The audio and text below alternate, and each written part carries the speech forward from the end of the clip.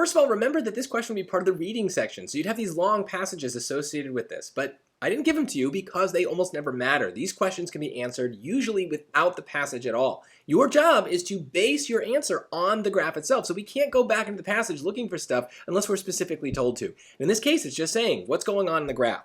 Well, if we're kind of looking at it from a very far removed dumb summary perspective, all we really see here is that the different bar heights are kind of dependent upon, well, which test was going on. Well, the test was administered immediately after stress was induced versus 20 minutes, so the time might matter. So time might be an answer here. And we can see in the legend that this, whether it's stressed or not, also seems to make a difference. So with that very dumb version, it's about either stress or time, I would be like, okay, what choices are about either stress or time? Let's just start with that. So choice A, the elapsed time between the stressful event and the test. Okay, well that seems kind of stupidly like it could be right, so let's keep that in.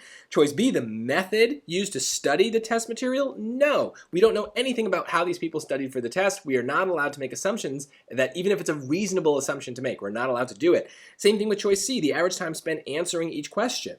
Well, that has nothing to do with this graph. Time is there, but remember, time here is about the time between the stressful event and the test, not time per question. So maybe if you kept choice C in at first, you would look at it again and say, actually, this kind of time is not talked about on the graph. In choice D, yeah, the education level probably affects someone's score, but it's not on the graph, so it can't be part of our answer. The only thing the graph seems to be talking about is the stressful event, whatever that may mean, and so I don't really care what it means, I just know it has to be the answer to this question. Keep it dumb when you read these things, and you are much more likely to find the answer. When you start thinking too deeply about it, you're coming up with things that are not presented in the graph. You are answering the question the way that your logic tells you, but we want it to be based only on the graph. Stick to the graph, and you should be fine.